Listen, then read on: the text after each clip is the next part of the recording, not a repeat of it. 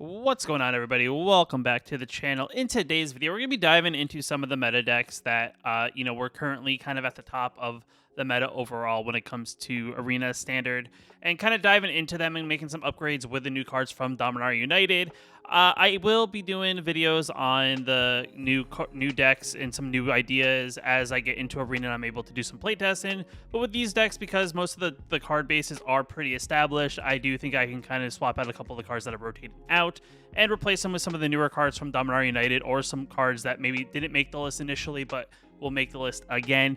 I do think this is something that, could still change. We'll have to kind of wait and see how the meta develops, how much of an impact Dominaria United has on the decks that are going to be coming from prior standard into the new standard, and really see how effective these decks will be within the coming weeks. But if you're someone who already has maybe one of these decks already built and you're not really looking to build in a whole new deck, I do think this is a decent idea to maybe look at some cards, maybe to look to craft and or hopefully get impacts as you open up new packs at Dominaria United.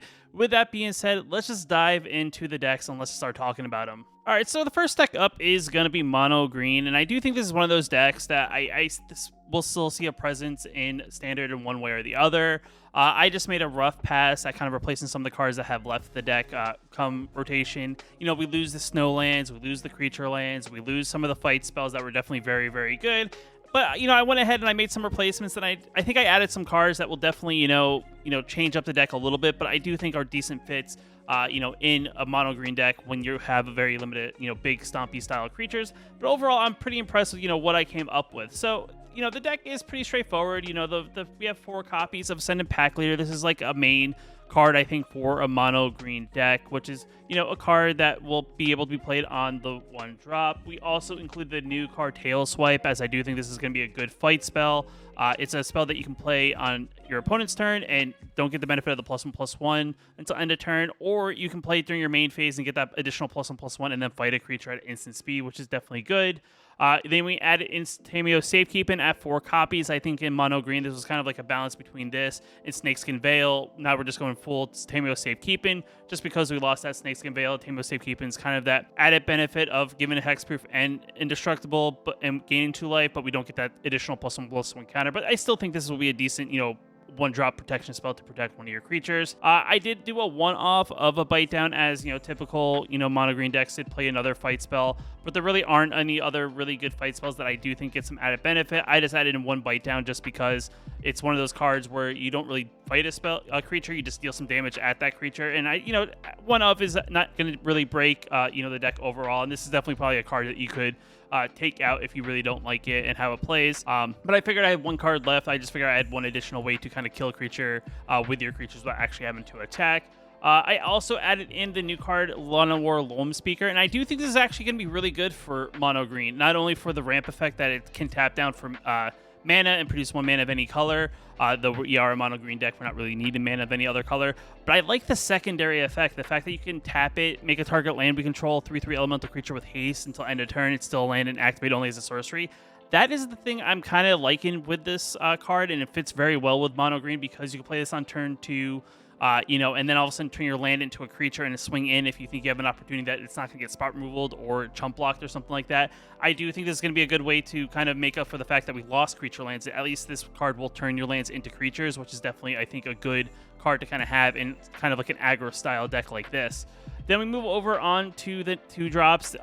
We come up with the Quarian Beast Caller. I think this is going to be another good card for mono green or even other decks that are going to be playing green. But, it fits really well in mono green because, yet again, it's another card you can play on turn 2. And the one benefit with this card is as you play other creatures, it's going to get a +1/+1 counter. And then if it doesn't get exiled and only gets killed, you get to then redistribute those +1/+1 counters amongst other creatures you control based on how many it has, which I think is definitely really, really good. This is definitely, I think, one of those cards that would be a must-add if you are someone, who plays mono green and you're looking for that 2-drop replacement for, your 2-drops within the deck. Then in the 3-drop slot, we are going to add in Cemetery Prowler. Another good card, I think, that didn't really see a ton of play just because Old Growth Troll was just a much better, 3-drop. The one benefit with this card, it has Vigilance, so you can attack in, has decent toughness with 4 toughness, which definitely gets around a lot of the new removal. It doesn't get lightning strike very easily. And then the added benefit here is too, it eats things from graveyards. And I do think, eating things from graveyards is going to be kind of important, as there are going to be a couple decks that are going to be, looking at the graveyard to either get stuff back, using the graveyard to get some additional status effects. And the benefit of us eating graveyards is that we can make spells of that card type that we exile with it cost 1 colorless less to cast, which is definitely very good. We want to aim for creatures, and we'll make all our green creatures then cost 1 mana less, which is definitely going to allow us to play them a lot earlier, which is overall very good. And I do think, this card is pretty solid because it swings in, doesn't have to tap.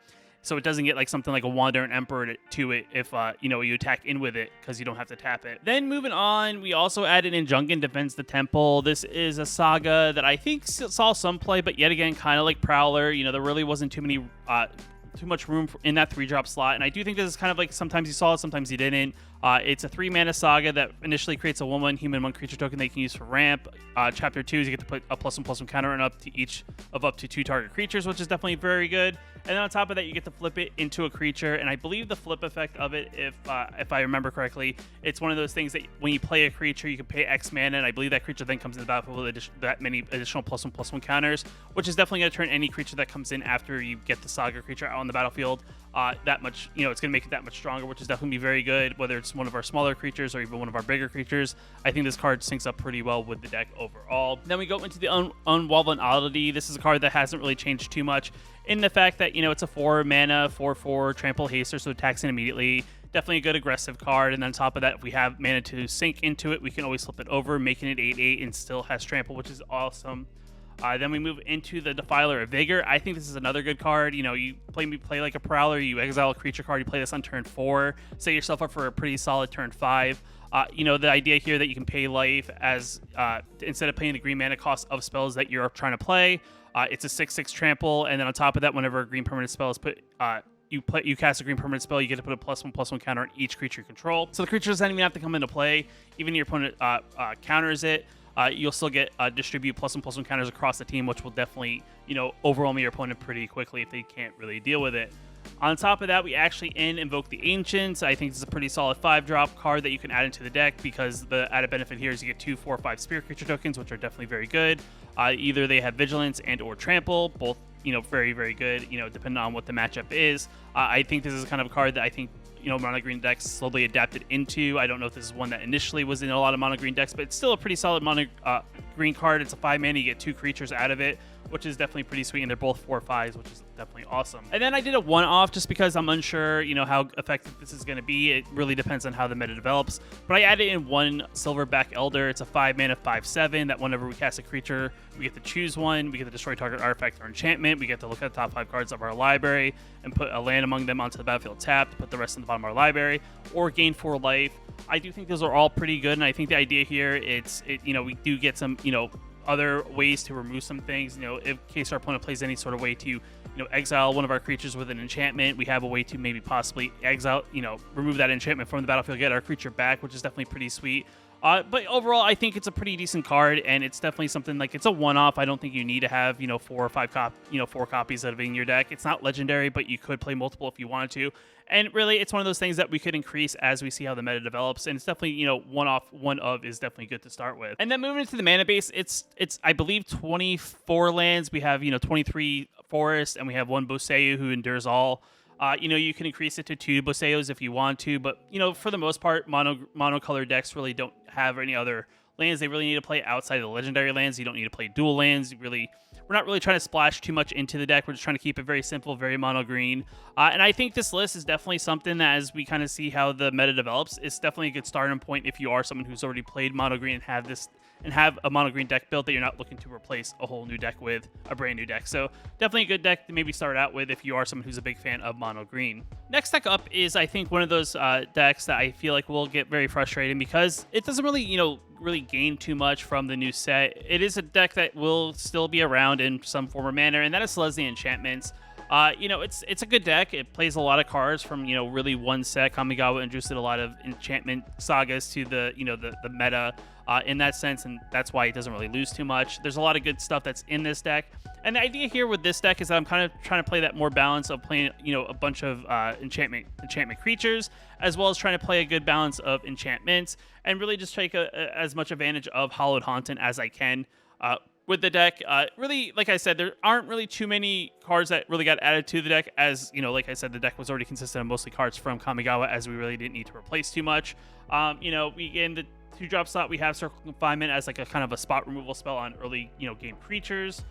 We also have Jukai Naturalist, which makes all our enchantments cost 1 less to cast, which is definitely very good, making them 1 turn cheaper to play. We have, you know, Machako's Reign of Truth, which essentially then pumps up a single creature we control, +1/+1 based on how many enchantments and or artifacts we control. We also have Spirited Companion, you know, just to get some draw effects and built into a creature, and it's also an enchantment creature. We have Weaver of Harmony, 4 copies of it to give other enchantment creatures we control +1/+1. And on top of that, if we want to, as long as it doesn't have Summon Sickness, we can tap 1 and copy an enchantment's ability and get a second additional activate ability of that enchantment, whether it's a Machako's Reign of Truth, whether it's a Borrowed Time, Circle Confinement, any of our enchantment, you know, abilities that we want to copy depending on the board state, we can go ahead with Weaver of Harmony. And it's also not legendary, so we can have multiples of these out on the battlefield at a given time, depending on what the board state is. We already kind of went over it, but Borrowed Time is just a decent 3 mana, remove something from the battlefield, non-land card from the battlefield until it leaves the battlefield, so definitely good there. A couple copies of Catilda, you know, we can play it as the creature if we need to, and then we can also disturb it back from the graveyard and enchant one of our creatures and give it that star effect based on how many enchantments and or spirits we control. You know, with this deck, we're really just focusing on enchantments, so, you know, depending on when it comes out, it could be a 3/3, a 4/4, and the idea here is that worst case scenario, you know, it goes to the graveyard, we have to recast it for 5, we can enchant one of our creatures, and then that creature gets that benefit of the fact, so definitely a good card there. We added in Restoration of a Ganjo in case some of our enchantments go to the graveyard. We can always get it back on the second chapter. First chapter, we can look through our library for our white mana source in case we need it, and put into our hand. And the third chapter is we get that 3/4, you know, enchantment creature that whenever it attacks or blocks, we get a 1/1 spirit creature token, which is definitely pretty sweet. And having a 3/4 that blocks and or attacks and doesn't have to tap down is also very good. We added in 4 copies of What Announcement. What Announcement's a great card because it's the first 3 chapters of it. We get a creature, or if we attack with 2 more creatures, we get to draw a card. And then if we get to that 3rd chapter, all our creatures then get that +1/+1 buff based on how many of these we have out, which is definitely very good. Hallowed Haunting is definitely a great card that makes the list just because this will make all our enchantments into creatures. And then based on how many spirit creatures we control, we'll get power and toughness equal to that many creatures. And then on top of that, that actually goes very well with Catilda, so they kind of go hand in hand. And really, like I said, the only card I really added into the deck was just some Prayer of Binding. It's a 4-mana enchantment with flash that enters the battlefield, exile to 1 target non-land permanent until it leaves the battlefield, and we gain 2 life. This is kind of one of those things, as you know, enchantments really aren't instant speed spells. We don't really have any removal. This is kind of like our instant speed removal for the most part, which is definitely, you know, it's not bad. It is kind of expensive, but if we get it like with a Jukai Naturalist, it's just like a 3-mana Borrowed Time, but at instant speed, which is definitely not bad. But overall, it's a very interesting card, and kind of one of those things, depending on the meta develops, maybe you add more of these, you can really get rid of Borrowed Times, and hopefully you kind of like surprise your opponent by playing enchantment at instant speed, which in hand, if you have a Hallowed Haunting out, then you get the Hallowed Haunting trigger, and then you get another creature. So definitely, you know, plays pretty well, you know, for instant speed creature creation as well. And then, like I said, you know, really the only thing that was really impacted with this, you know, from rotation is the fact that the mana base got kind of tweaked a little bit. You know, we lost Pathways. You know, we didn't get a Pain Land introduced for green-white in this set. Maybe we'll get one in Brothers War. But, you know, we went ahead and we did our best with what we had. So we added in 1 Buseyu, we have 1 Aganja, we have 4 copies of Overrun Forum Land. We added in 4 copies of Thrawn Portal because it's a decent land in the fact that when it enters battlefield tapped, unless you control 2 or 3 lands, so it's a good land to play it in the aggressive style deck. The portal is of the chosen type when it enters the battlefield, so you choose a basic land type. And this is kind of like our pathway replacement, so if we're missing a green and we need a green, we can make it a green land. If we need a white land, we make it a white land. And then the only thing is, it's kind of like a pain land that every time we tap it for a mana ability of that color, we lose 1 life out of that process, which is not the worst thing, especially when we want to make sure we're hitting our colors, especially early. And, you know, it's something that's, you know, pretty decent as well with the Overgrown Farmland. I think Thrawn Portal is definitely going to be one of those good kind of like replacement pathway cards that a lot of decks that were playing pathways will probably have in there, just because they can do any color with it, which is definitely pretty sweet. And then we have a decent balance of forests and plains. I believe we have 7 forests and we have 7 plains, which is definitely pretty sweet. And this deck, you know, like I said, the deck wasn't, you know, if you have this deck built, you know, there's not many, like I said, there's not many cards that you lost. Really, the only thing that you're affected with is the mana base, and maybe you want to add a couple, maybe some prayer bindings. But still, nonetheless, this deck is a pretty solid deck to play with in the new meta. It's always good when you have a deck that's still kind of built together that you really don't have to replace too much, which gives you a leg up on a lot of people who are still experimenting with numbers and kind of what cards they want to add into a deck. So having a deck that is pretty refined already is definitely pretty sweet, and it's definitely a deck that probably still be at the top of the meta, especially early, because of that. Now the next deck up that I feel like was at the top of the meta but not many people played it was going to be Naya Humans. This is a deck that plays around the archetype of most of the creatures in your deck are humans. I believe all of them are humans, and you get the added benefit of just playing tribal deck. Allows us to play certain lands that helps us fix our mana because we are playing a land of that type. And I do think Naya Humans will still be good. It lost, a couple cards, but I do think the cards that you can replace it with are definitely good replacements. It's not like we lost everything and we had to rebuild from scratch. We still have 4 copies of Hopeful Initiate, which is a good 1-drop. In the 2-drop slot, I added in Guardian New Benella. I think this is a good card because the fact that it's a 2/2 for 2, we can tap a creature that may not be able to attack in well, and then enlist it with the enlist ability. And then whenever we enlist it, we get the Scry 2, which helps fix the top cards of our library, which, in decks where you don't really play cards that really scry a lot or draw a lot, it's always good to have that, so you're not just drawn into lands or cards you don't need at the given board state. And on top of that, we can discard a card if need be and give it indestructible end of turn, and then tap it down, which is not the worst thing. If you're attacking with it already, it's already tapped down, so you don't have to re-tap it. You can also use it as a way to block a creature if you need a block with it, which is definitely good there. We have 4 copies of Intrepid Adversary. It's a good card. The fact that you can just sink mana into it, give all your other creatures +1/+1, which is very good. And itself has lifelink, which is definitely pretty sweet. Thalia is going to be good because, there's a lot of cheap removal. Getting a Thalia out on turn 2 is really going to mess people up because it's going to make all their non-creature spells cost that 1 more, and it also has First Strike, which is good. We have a couple copies of Valorous Stance in here just because you want to give yourself protection, as well as, it's a good kind of spot removal spell in case someone plays a big creature and you want some way to remove it. You can destroy target creature power 4 or greater. We have 3 copies of Adeline. It's another good card, helps us get wide. Itself gets, power based on how many creatures we have on the battlefield, which is definitely pretty sweet. And then we go into a card that kind of replaces the Elite Spellbinder into the Anointed Peacekeeper. It's a 3-mana 3/3 with Vigilance. As it enters the battlefield, we look at our opponent's hand. You get to spells an opponent. We get to choose any card name, whether it's a card from their hand, or if we know what kind of deck they're playing, we can choose their main card maybe. And the great part is it taxes that card, not just the card that you chose from their hand. It chooses all the copies that they may have in their deck, so that card costs 2 more to cast. And if that card, if they maybe have one out on the battlefield that has some sort of activate ability that has to sink mana into you, it has to pay 2 additional mana unless it's a mana ability, which is definitely pretty sweet. And it being a 3-mana 3/3 is kind of like a decent kind of replacement because Elite Spellbinder was a 3/1. And this has Vigilance, and it's a 3/3. It's definitely not a bad card. Definitely a 4 of in the deck. Brutal Cathar is still in the deck. Definitely a good way to spot removal things. We have 4 copies of Ahana and Elena, as it allows us to kind of push in through for that final points of damage. And then we have 3 copies of Sigarda's Champion of Light as another way to buff our creatures. Itself has Flying and Trample. It gives all our humans +1/+1. And if we have, the Coven ability that whenever it attacks, we get to look at the top 5 cards of our library, get to reveal a human card from among them, put it into our hand, put the rest of the bottom of our library in any random order, so it has a built-in way to kind of refuel us in case, we're maybe lacking some stuff, so definitely a good card there. And then, like every other deck, it's going to be the mana base that really gets the most affected. We added a couple copies of Jetmir's Garden. It's the downside in aggro deck, you don't really want to play tap lands, but it's kind of one of those things when you lose pathway, so we added in 2 copies of Jetmir's Garden, 4 Compulsion Forest, 4 farmlands, 1 Veil. We have 2 copies of Secluded Courtyard as a way that when it enters the battlefield, we can, choose a creature type, which is humans, and then we can produce mana to cast those human spells of any color, which is definitely pretty sweet. We had in 1 copy of Sundown Pass, 4 copies of Thrawn Portal. Unfortunately, right now we only have the Compulsion Forest as our only pain land currently in the format, and Thrawn Portal is kind of like that pathway card that kind of fills that gap. And then we have just a bunch of white mana because really, Naya Humans has always been a mono white deck with a splash of colors to kind of play some other things that kind of help buff humans. So definitely a good deck. This is definitely a deck that's in a good spot as well, even though there are some new faces in this deck. I do think this is a deck that will still see pretty decent success just because the deck is pretty solid from top to bottom. Moving on from Naya Humans, we move into mono white. I do think this is a deck that still sticks around.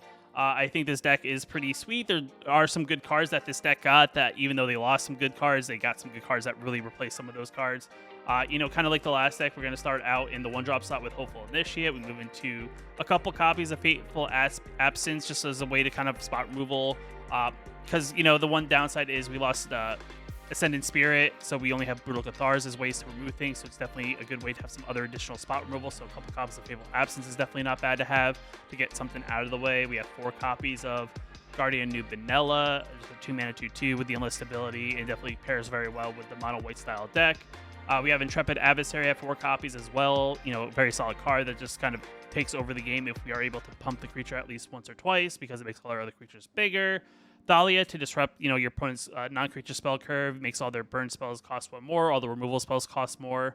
Definitely a solid card, and the fact that it's for a strike is good.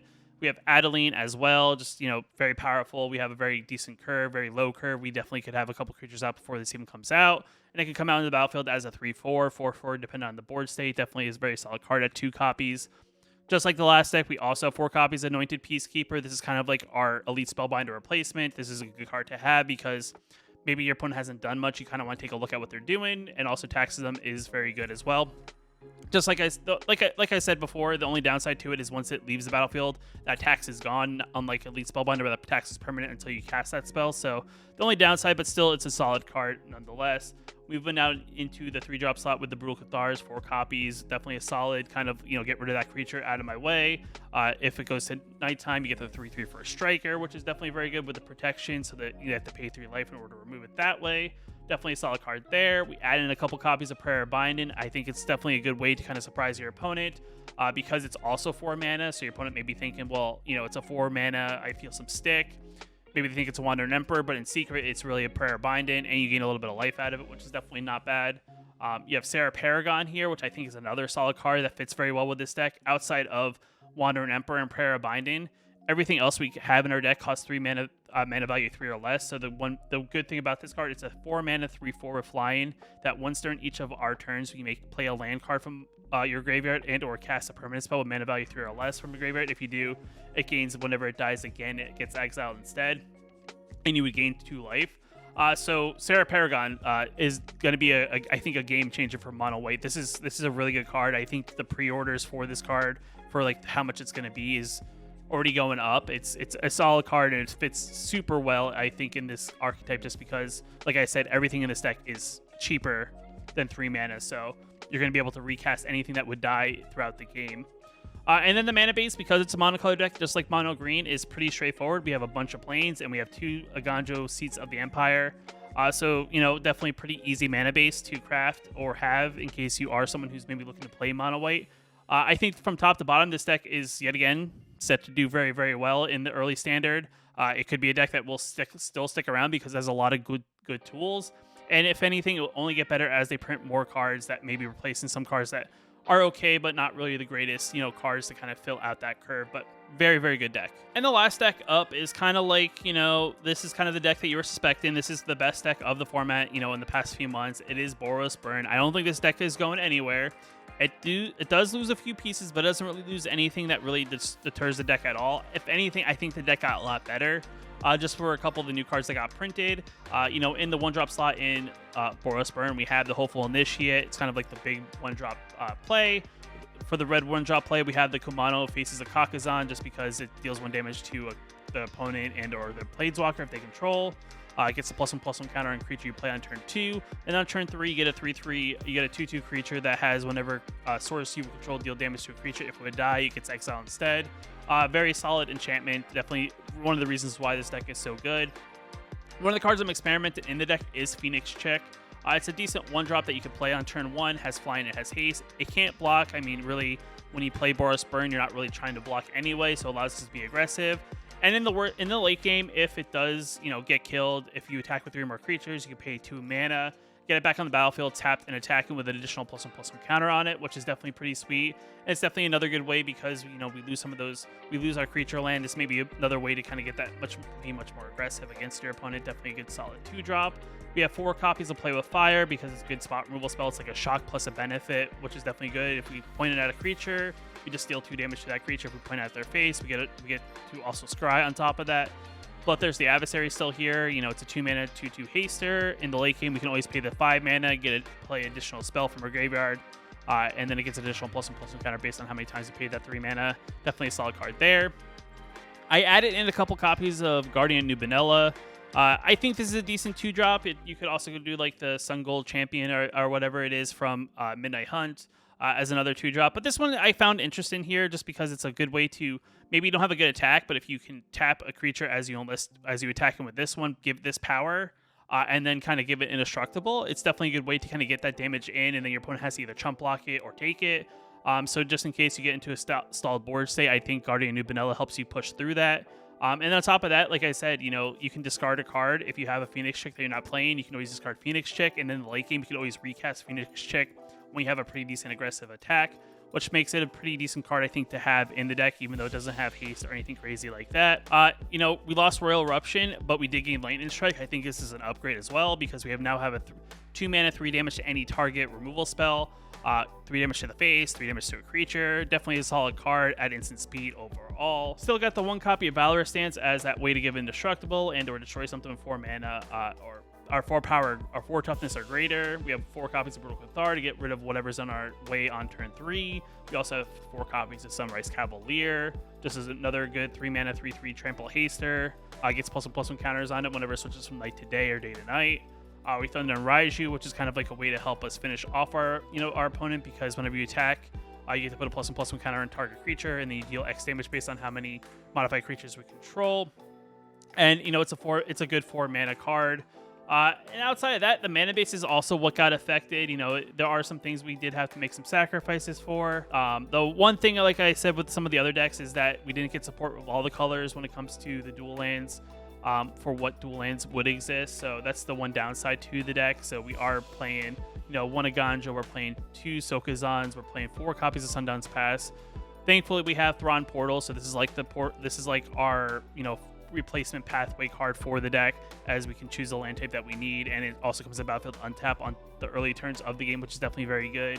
And then it's just a balance of mountains and plains to finish out.